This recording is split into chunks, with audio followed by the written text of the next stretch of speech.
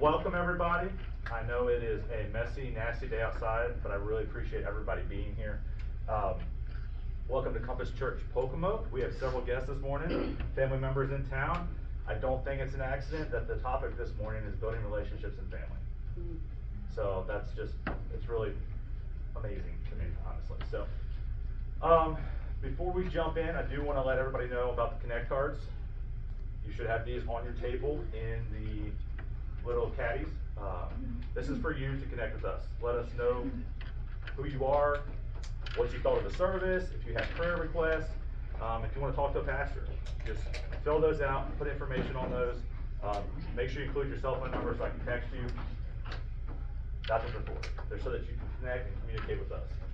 Also, if anyone's interested in giving to the offering box is over there. You can do that after service. You can scan it and give digitally if you want. The other announcements, July 28th is 4th Friday. Please mark your calendars. Like, if you want to take your cell phone out right now and mark your calendars, that would be awesome.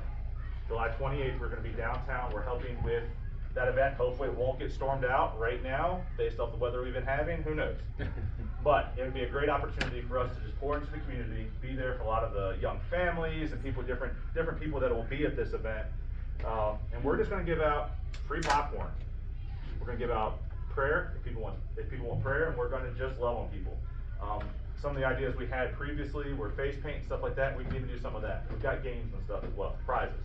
So a lot of that's going to rely on whether we have volunteers ready to help serve to make that possible. So also, same thing, mark your calendars, August 1st. I don't have a lot of information on this yet, but there is a national night out coming up, and I have made contact with the police department saying that we want to volunteer and help. They said we could do games. There's a bounce house they could possibly need volunteers for, snow cones. Haven't ironed any of that out yet, but I'll be reaching out to them in the next couple of weeks, so mark your calendar for August 1st as well.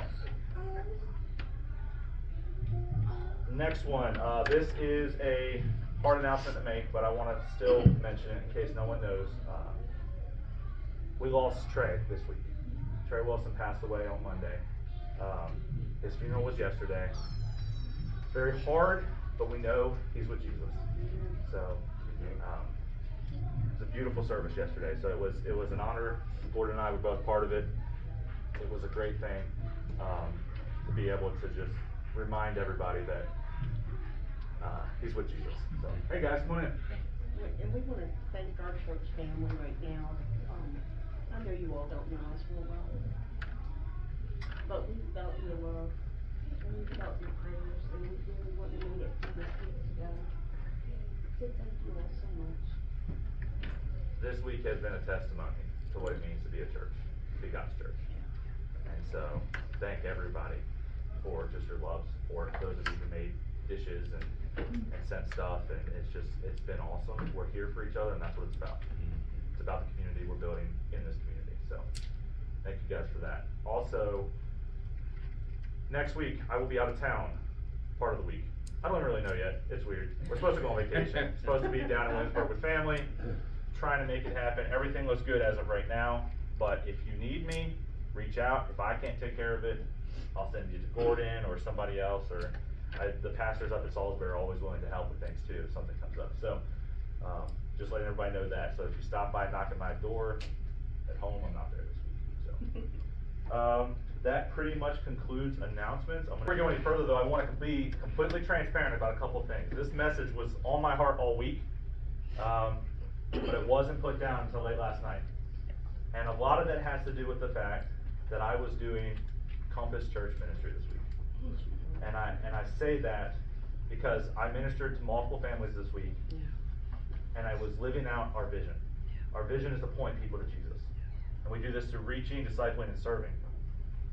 And I wouldn't be living up our core values of truth, being relational, evangelistic, showing discipleship, prayer, generosity, family, and multiplication if I didn't do the things I did this week. And so I just let the Spirit lead last night.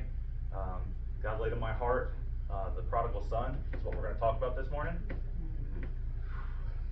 So wasn't expecting that as I was praying over what to share. And as I dove in last night, there's some really good things I got from actually looking at this parable that Jesus shared. So, I don't have time today to elaborate on all of our core values, but remember, as I'm doing this, family is definitely one of them. It's the whole reason we keep the kids in as late as we do. It's the whole reason there's a bouncing baby back there, and I could care less if he starts to scream. Because we are a family, and we want families to be in here together. So, the series we've been looking at building bridges in our relationships, we've spent the first couple weeks, the first week we looked at how to build relationships with those who don't know Jesus. Our second week, we discussed how to build relationships with our communication skills, whether it was the sounds we make when we talk to somebody, our tone, facial expression, jumped into all that. Last week, we discussed how to build relationships even when we are in conflict and strife, when we're struggling, when we're angry with somebody. How do we still build relationships? So I'm going to walk you through those steps real quick just to refresh your mind. We broke it into 4 steps. Step 1, acknowledging that we were angry instead of ignoring it. Step 2 was looking at ourselves and realizing the role we played in the conflict, because it takes 2 to tango, right? Step 3 was to get ourselves straight so we could basically see people the way Jesus does. If we don't have ourselves right, if we got that plank in our eye, we can't see people like Jesus does. And then step 4 was work toward peace. And that's the part where I shared with you very honestly, it can't be rushed. I had tried to rush it with a conflict between me and Leanna last Saturday. Yeah, that backfired. So, shared some of that story last week. So, today, we're going to take it a step further. And we're going to look at something a little more personal. And that, again, is the hardest relationships we have, and that's with family. Why is it hard? Because they're the people you love the most. Let's be real. People you love the most are the ones that can hurt you the most. It's also usually our most complicated relationships as well. I want to share with you in complete transparency, and let me just back up for a second and say, when I say family, I mean the people closest to you. I know some of us have family that aren't family. We have people who have rejected us, pushed us away, gone their own way. I'm talking about the people, and maybe some of them still are family, and we're going to talk about that, and we're talking about the prodigal son this morning. But family is also the guy that shows up on your door every single week to make sure that you've got enough food. It's the man or woman that calls you or sends you a text message once a week and says, "What's up? How you doing?" It's the people that love you like family. They are your family. We are a family. All of us that are part of what we're doing here in Pocono. So keep that in mind as we're diving into this. So I want to share a little bit of where I come from when it talks about family. And this is going to be a little rough, because just like all of you, I've had hard experiences with family. I've always, whether it's true or not, have considered myself the black sheep of the family. My aunt and uncles were all, my mom and her brothers were all well-known coaches here in Pocono. They were the basketball, the soccer, and the field hockey coach. And when I say well-known, they were written up in ESPN at one point, because all 3 of them had state titles in a single year. So, my uncle's kids that came before me all had state titles. I don't have a state title behind my name. Okay? When I went to Christmas and other family gatherings, I was the religious boy at a young age, wanted to go into ministry. I wasn't looked at just like everybody else. I didn't play sports in college. I did play sports, and I was pretty good in high school. But I felt like the weird religious kid that was the perfect person to say grace at every event, right? And I'm a little different. My brain works differently than other people. And as many friends here at church have been very honest with me, I'm a little bit of a hippie. So all of those things tied up made it a little bit different to connect with a family of what you think are these coaches and athletes that are well-known, successful. I don't fit that mold. And so I know what it's like to be the weird piece in the puzzle, okay? Family is real. Exactly what Jackie said. Family is real. It's life, it's real life. Not what is seen on shows, it's not what we see in social media, but family is real and it's raw. And I just want you guys to know before we dive in, I get it. I really do. We are going this morning to look at one of my favorite parables. We're going to look at the prodigal son. All of us can relate to each of the people in the story, so remember that.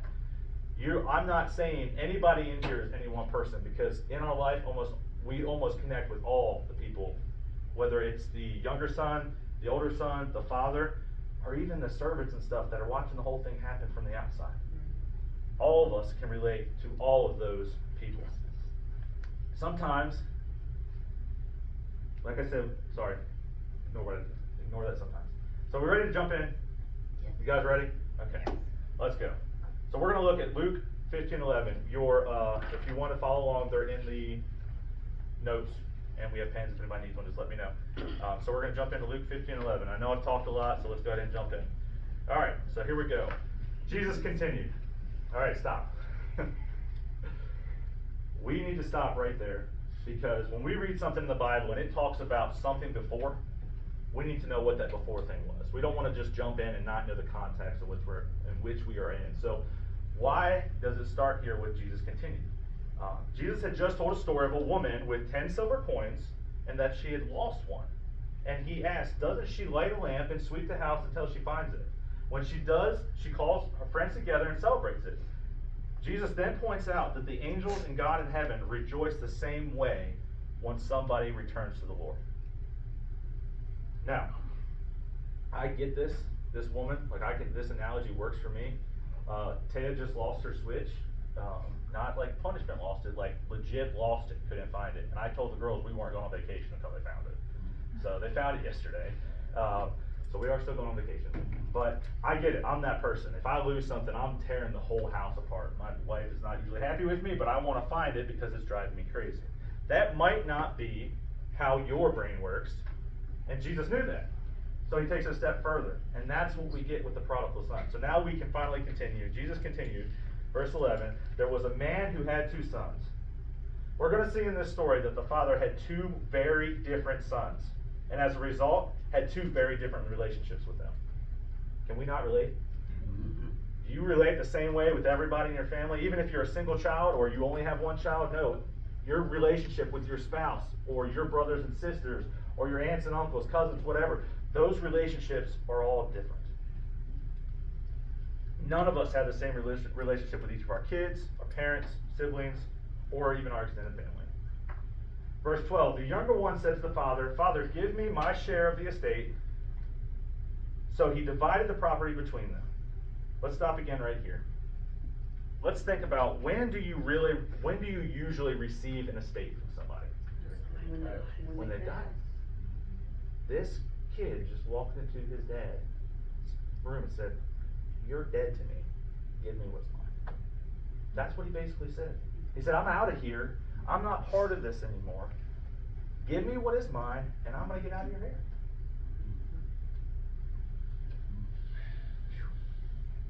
Like I said earlier, words hurt. And they hurt when they come from someone you love. When I was in high school, I was playing soccer, and I went for a header, jumped up, hit the ball. On the way down, someone else was going up for the header, and their head hit my head. I blacked out, came up, and I had fractured all through here in the side of my face. Still feel it to this day. Didn't have surgery or anything, and I still feel the pressure right here all the time. That's not the most hurtful thing that happened in this. Because what happened was over the next year, I got out of shape, because I usually played soccer, basketball, and baseball. This was the end of soccer season, couldn't play soccer the rest of the season, couldn't play basketball. Baseball came around, I'll be honest. Usually didn't stay in the best shape during baseball season anyway, but you throw in the fact that I've stopped running, because running from first to second base, that's not the same as running up and down a soccer field, or up and down a basketball court. And so, year came around, it's soccer season again, and I'm in terrible shape. I'm a big guy, and I hate to run. Just be honest with you. I have asthma, and thanks to this, I've got a deviated septum as well, so I just can't breathe. Hate it. I'll do it, especially if somebody's chasing me, but I don't do it. So, saying all that, I gained weight. It was difficult. I was struggling. I'm out there first day of soccer practice. I'm running down the field.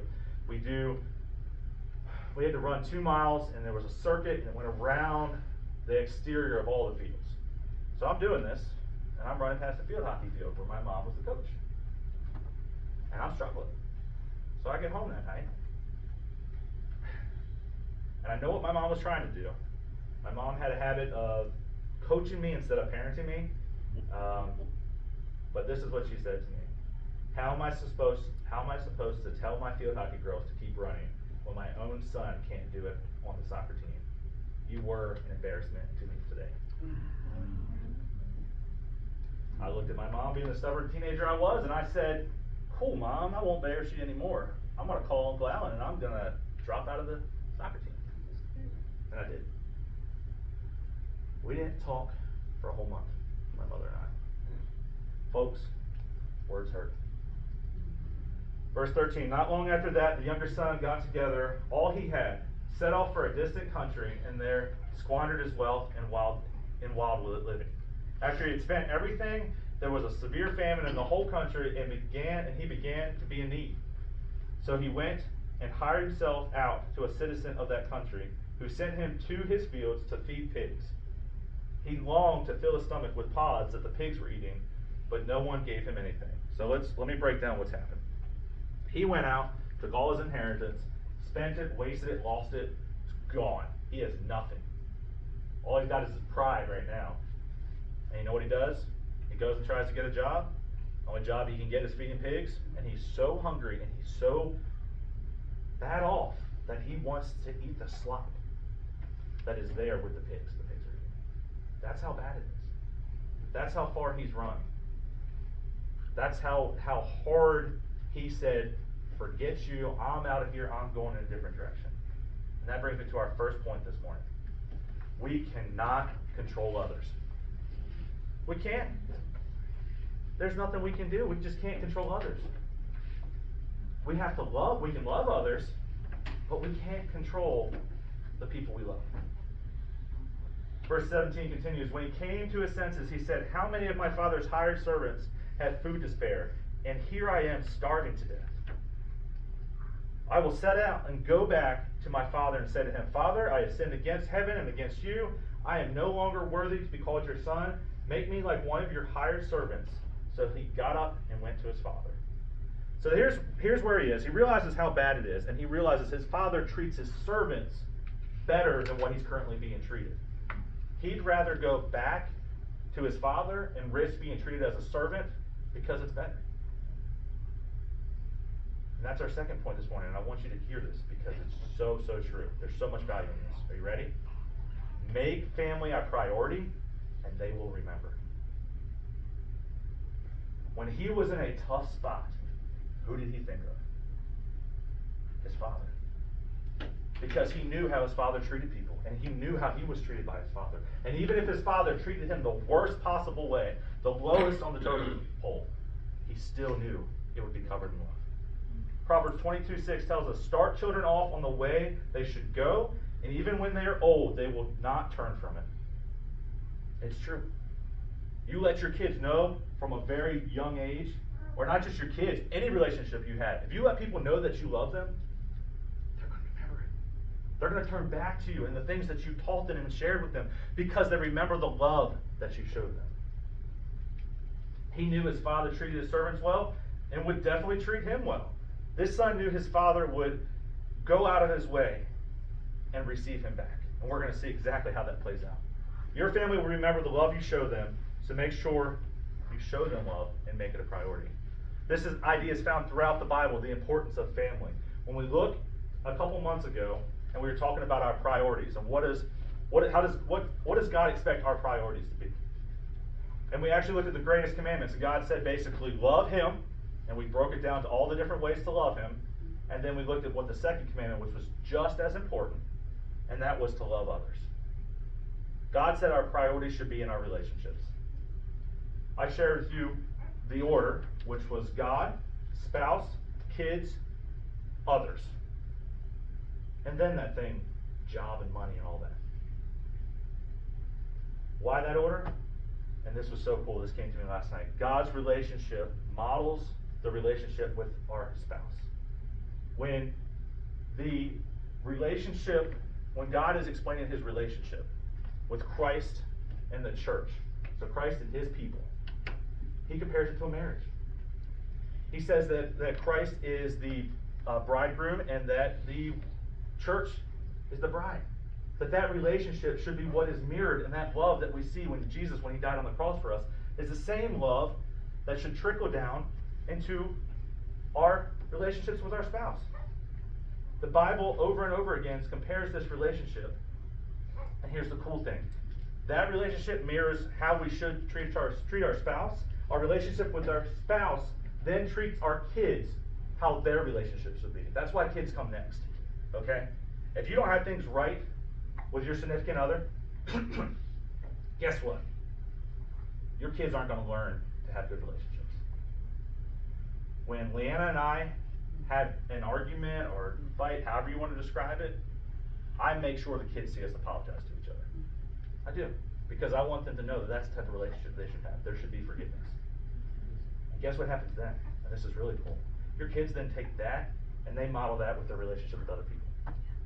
Their future relationships, other people they meet. And so why are the priorities relationship with God, spouse, kids, others? Because that's how God works. Love trickles down. 1 Timothy 5:8. Anyone who does not, and this is great because Paul's actually talking to Timothy here, and in the importance of loving other people, and he includes the importance of family. 1 Timothy 5:8. Anyone who does not provide for their relatives, and especially for their own household, has denied the faith and is worse than an unbeliever. That's harsh. That's how important your family is. It's where it starts. It starts with God, but then where it starts when it comes to other people is in your own household. So back to the story of the prodigal son.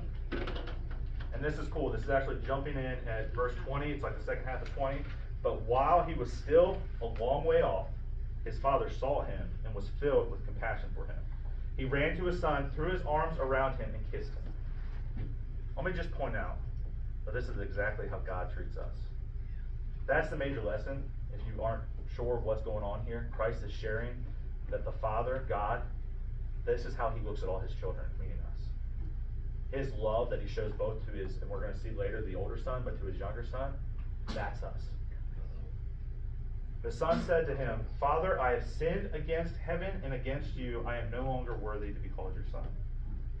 That's the relationship we have when we're in sin against God. We're separated. We're no longer part of the family. We need to be reconnected. And the only way that can happen is through the sacrifice of Jesus on the cross. Now, we should model this same behavior. If we're supposed to be Christ-like, and we're supposed to be God-like, we need to behave the same way.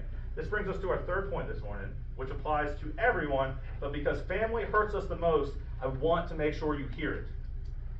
Be quick and ready to forgive. That's easy to do with a friend. Not so easy to do with a brother, sister, a child, a parent. But we are called to be quick and ready to forgive. Guys, the son was a long way off, just out of the distance. You know what this means? His father was looking for him. His father was waiting. His father knew there was potential for that relationship to be restored. And so what did he do throughout the day? He kept his eyes on the distance where he knew his son could come running back. We need to be quick to forgive and ready to welcome family home when they have strayed. But the father said to his servant, and this is amazing, look at the love we see here. Quick, bring the best robe and put it on him. Put a ring on his finger and sandals on his feet. Bring the fattened calf and kill it. Let's have a feast and celebrate, for this son of mine was dead and is alive again. He was lost and is found. So they began to celebrate. This relationship right here is restored to its former position. Now, does that mean that the inheritance is back? No, it's gone. There's consequences for the decisions we make. There is. But the truth here is that because he was willing to come back and make things right, that relationship was restored back. And it was actually better than it was before. So what about family members that we already have a good relationship with? Not all relationships are strained within the family. Let's look at that for a minute. Verse 25. Meanwhile, the older son was in the field. When he came near the house, he heard music and dancing. So he called one of the servants and asked him, what is going on? Imagine this. He's out doing his job, working for his father. Comes up, and there's a party happening in the distance. Like, this wasn't planned. I wasn't invited. What's going on? So he called one of the servants. And the servant knows what's going on, but he's the son, and he doesn't even know what's going on. And asked him what was going on. Your brother has come, he replied, and your father has killed the fattened calf because he has him back safe and sound. Can you imagine what that felt like? Maybe you don't have to imagine. Maybe you've experienced this. Maybe you've seen somebody come back and you don't understand why are things going so well for them. Mm-hmm. The older brother became angry and refused to go in. So his father went out and pleaded with him. This is our fourth point this morning. The healthy relationships you have, intentionality, stay connected to those who are close. Or intentionally stay connected to those who are close. If you have a healthy relationship, keep it. Don't let it dwindle. If you haven't heard from somebody you're close to in a while, give them a call. Check in on them. Because see, this is what we see actually happen. The father came out to plead with him. Hear that for a second. Because the father just went and threw a party and was so excited for the other son, but he did not want to lose the good relationship he had with his older son. So he went out and he pleaded with him. Stay connected to those who you are close with. Verse 29, but he answered his father, look, all these years I've been slaving for you and never disobeyed your orders. Yet you never gave me even a young goat so I could celebrate with my friends. Whew. Man, this is so typical. I've been the good kid. I haven't messed up. What's going on? You won't throw a party for me and my friends. But when this son of yours who has squandered your property with prostitutes comes home, you kill the fat calf for him. I get it. I'd be upset too. Now, I'm going to give you the final point, and then we're going to jump into it. So this is your final point this morning. Acknowledge healthy relationships. Don't just stay connected like I mentioned. Acknowledge the healthy relationship. If you are in a healthy relationship, tell those people you love them. Tell people things are good. Thank them for when they've done something. Share yourself with them and let them share themselves with you. Do not miss the beauty that is found in healthy relationships. God has told us that everything that we do is about relationships. The relationship with Him, the relationship with others. That's because it's good. We should be just like God in Genesis when He created something and He looks and He goes, that's good. And He celebrates it. If you have healthy relationships with people, acknowledge them. I love our church family for this very reason. The people in this room and those who aren't with us this morning, guys, we're growing. It's awesome. I'm so excited. And I'm so excited to see the people that are here this morning with the ugly weather that is actually looks pretty good out there right now. But we love each other. Just like Leslie shared this morning, she has felt the love. Their family has felt the love of Christ because of the relationships that are in this room. Look at what the Father says. Look at what God says to wrap up, or Christ says to wrap up this story. What the Father in the story says. Verse 31, my son, the Father said, you are always with me, and everything I have is yours. This story is so awesome. Remember the coin from the beginning? The woman who lost the coin? I told you I got it from that, but maybe you didn't, or maybe you did. Jesus wanted to prove his point even more. So what did he use? His family. Because it's the thing that he knew would have the biggest impact. That those were the closest relationships. Because he knew nothing hit home more than knowing someone you love is safe. So if you're one going, I don't care about losing a penny, Jesus knew that. You do care about losing somebody you love. So he shares all that, and he finishes this story with one last verse, but we had to celebrate and be glad because this brother of yours was dead and is alive again. he was lost and he is found. So I'm going to ask you this morning, maybe somebody here, or maybe you know somebody, they're lost. They've never come to know Jesus. They've never received him as their Savior. They don't understand. And they might even not even know they're lost. Maybe you're that way. I'm going to pray in a minute. And if that is you, or you have somebody, I want you to pray for them. Just pray to yourself. And also, I want to challenge you with the Connect cards that are there.